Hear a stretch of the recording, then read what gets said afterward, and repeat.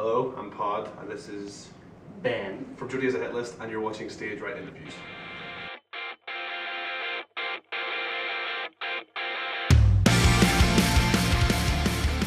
We recorded a few EPs and a mini album. We've recorded a full-length album anytime soon. We're actually working on our full-length album at the moment. We're writing it at the minute.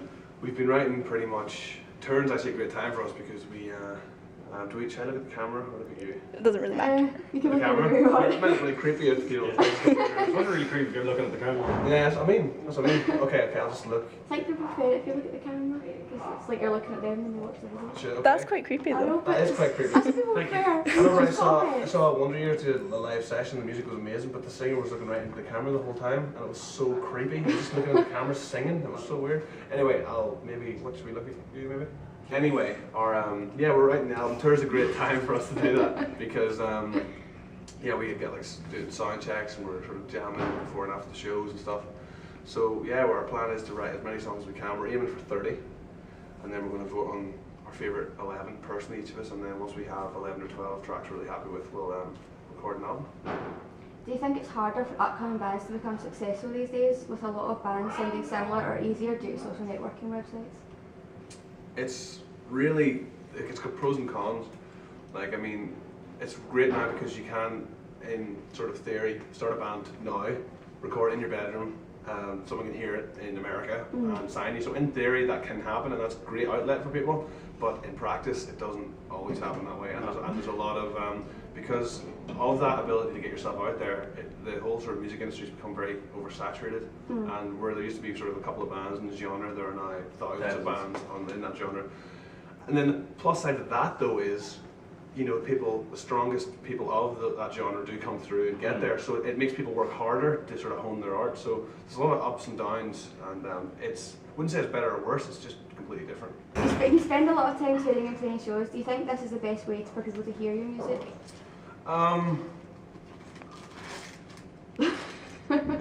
Yes. Yesterday. We love touring and we love playing live. I think it's a lot of what Jody is playing live shows. So. Yeah, we're quite separate, like geographically in Ireland. We're quite sort of cut off from people. As much as it's quite close to the UK and stuff, it's a pain in the arse to get over here. So when we do, we try to make it worth our while. So if we're coming over, we'd be doing 2 weeks of shows as opposed to maybe a show here and there. So, and it's also a great way of just getting to know each other musically as well, and then getting to places that we haven't played as well. The people we haven't played to before, especially on this tour, is quite a heavy bill, and so we're getting sort of, whereas if we were doing headline shows, you'd have people saying, "Oh, I really like your band," whatever, because they're there to see you. But now you're playing to loads of people who don't know you, so you're getting a lot of sort of just really objective feedback from someone going, "I didn't like this" or "I did like that." So, I guess it's good. Touring's a good way of sort of cutting your teeth in that respect, and I would advise it if you're that sort of band to go for it and try it out. What's your favourite song of yours to play live? I think it all depends where. That sounds so strange. Like, for instance, if we were playing to a headline crowd and they knew our songs, it would probably be a song we have called "Just Over a Year," and that's because everybody was singing along, having a good time, and that's just that interactive aspect of it. I really enjoy that. When it's to crowds that we don't know if we're playing support, probably Through It All. It's sort of just it's sort of got a big impact at the start, and it usually kicks off our shows, so that sort of excitement of, I hope people like this, let's just do this sort of thing attached to that song. I like that. What about you? I think Just Over Here is probably my favourite live track to play. Yeah. Is there anything you dislike about touring? There's a lot of things I dislike about touring, but the things I love about it. Well, she's asking about what you dislike. I'm about to get back to it. I just didn't want to sound too morbid about it there. I was just about to jump in. Take me home. No, I guess like family and friends, but like we're not away 8 months of the year, so it's like, if we were away, 8 months of the year, I'd miss my family and my friends and stuff like that. But you get to see them after a few weeks. It feels like a holiday. What we're doing at the moment feels like time away, just having fun. Obviously taking it seriously, but it feels like we'll be back soon. But the thing I dislike, I guess, I don't like I hate when people especially when people have been working in venues for years and they're really rude to you. There's a lot of people, like if you go to like a venue, I would say, we're not happiest people in the world. You're predominantly friendly and say hello to people, and there's people who've obviously been, if you pull up to a venue, they've been working there their whole life and they're just rude. I hate when you just meet rude people.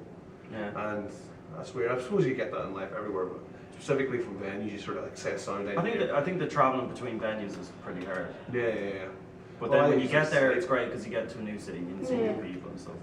But the travelling kind of does, it tires you Yeah, out the a things bit. that annoy me about touring. I know that sounds so petty. And Yeah, but whatever, the things it that does, annoy me, like, things that annoy me about touring are things that annoy me about just life in general. You know, like, it's not really People. It's not really. It's not really anything specific to touring, but I guess no, it's mostly good, mostly fun, or else we just wouldn't do it. Yeah. What's your favourite city to play? Glasgow. Are we meant to- Glasgow. No, It's you've always- got to be honest about it. Honestly, Okay. Glasgow. honestly, the reason why I actually do enjoy Glasgow so much is because it's the only really Scottish day we do. We don't actually go to anywhere else in No. Scotland, so it's our only sort of insight into Scotland is coming to Glasgow. And every time I got a lot of friends in Glasgow, so every time we come here, it's like we have a good time. But I mean, again, not sorry to sort of answer with a crap sort of long answer, but it's every city's sort of different. I like different cities for different reasons. Like I mean, I quite like London. London's classic as London. It's sort of it's just, London. and I understand Dublin's the London thing. Yeah. yeah, and Dublin London's is London. my favourite show to play because it's our hometown. So we've got like, but you know, like every show is great in its own way, and there's no real crowd that really said like, I think this is my favourite place. It's just all good in different ways. Best tour prank you've done or had happen to you? Last night, we found a giant cardboard, life-size Buzz Lightyear box. Buzz Lightyear box, and Padraig and Keelan were doing an interview In Newcastle. in Newcastle, and we put the box up behind the door and hid it. It's a proper box with the plastic and everything, and we hid behind the door. But we thought it was Dan that was going to be walking out first, but it wasn't. It was I don't think that's really a prank. It's not even that. It's that like. Oh, it sounds sort of like very tame, but it scared the crap out of me. Absolutely scared the crap out of me. Just opened the door and just bend. I love bend. dead. And That's not the best prank. I mean, pranks like I broke a box over Keith's head. We had a keyboard box, really thick cardboard, and You couldn't get it up. Keegan, our tour manager, hit me in the back of the head with it as hard as he could, and it was really sore. And I went, right, okay, I have to get you one now. And I just went to get it and smashed his head through it. It just went right through his head. Yeah, we've toured with quite pranky, if that's a word, bands. But like, I mean, the stuff that we find funny, I don't think anybody else finds funny. And if they knew what we talked about, would probably just certify us insane. So that's as much as we can say about that. White coats would take us away. I Yeah. have that problem too. What was your favourite album released last year? Foo Fighters. Isn't it? I'm stuck on 3. Oh, You know the 3. I know the 3. Well, I can guess. It's Lord of Atlantis World Record. Foo Fighters. Waste and Light, is that what it's called? An incredible album. And the third is Death Havana. Those Worth That's a Flyers. good album. So Yeah. I think I'm caught. Like I love. You're so predictable, man. Oh. I think Yeah. if last year it has to be Lord of Atlantis. Yeah, it was just. Our I think record is. we I love Death. Our tour manages them, and I think he we had the album. I think just a day came out, like literally just a day came out, and in the van. And I had liked Lord of Atlantis before, but never really been that Gave them involved much in them. time. And we put it on the speakers in the van, just played it through, and it just blew me away. And I was just like, this is incredible. So Lord of Atlantis World Record probably stands out. If we're an international band, Foo Fighters, Definitely. still got it. And Death Havana Fools Worth of Fire, class on. Fields of Flip and Flat. I believe that's how it's pronounced. Are you looking forward to playing more shows on this tour with the Action and other bands?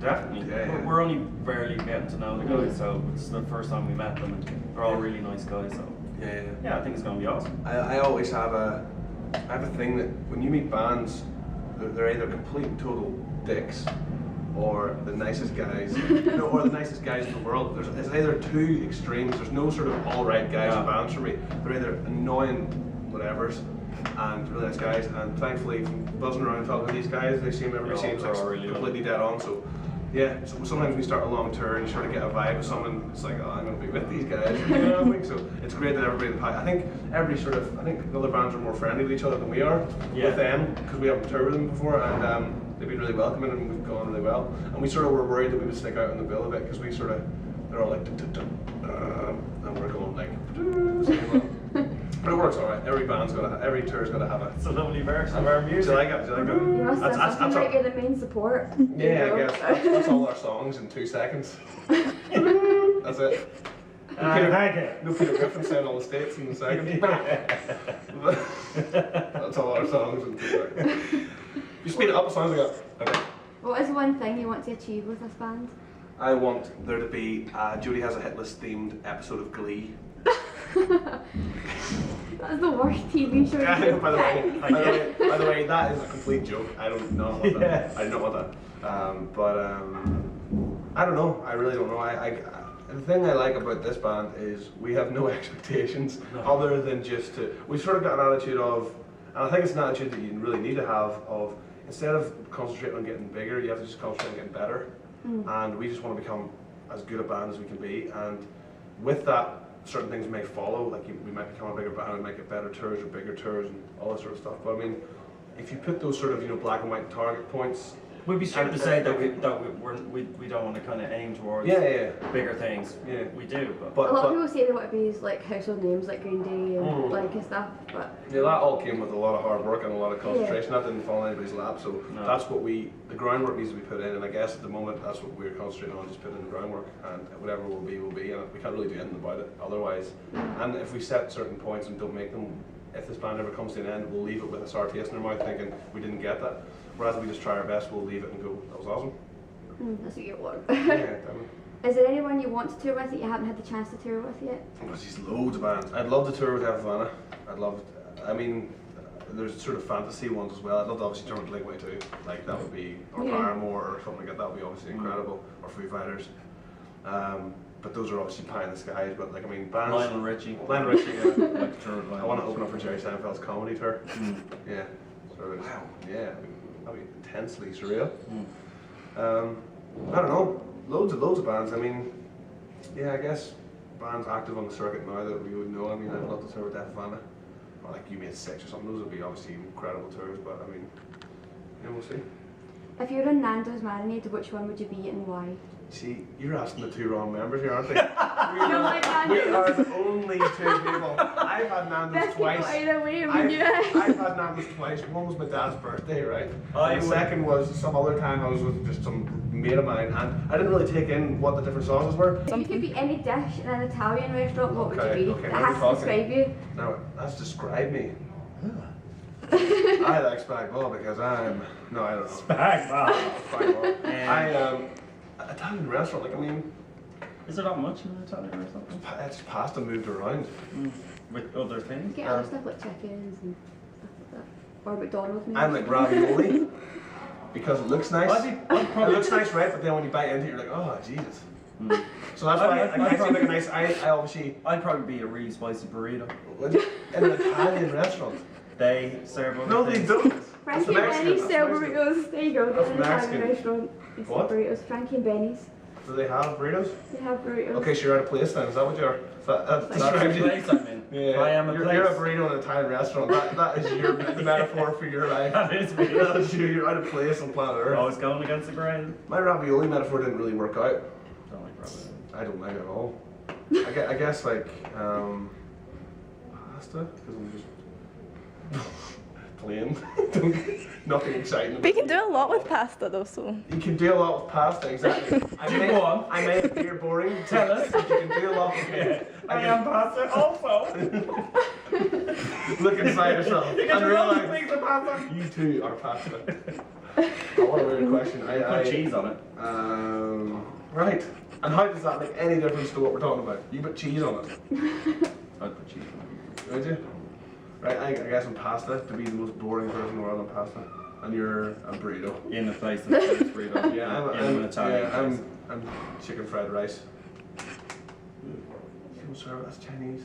King prawn. Oh, I hate that stuff. go away. Hate prawns. Never eat anything that still has a face on it. That is the most terrifying thing ever. You can look into its eyes as you eat it. Yes. That's just like the most terrifying thing ever. So that's a rule to pretty much live your life by. Never eat anything with a face.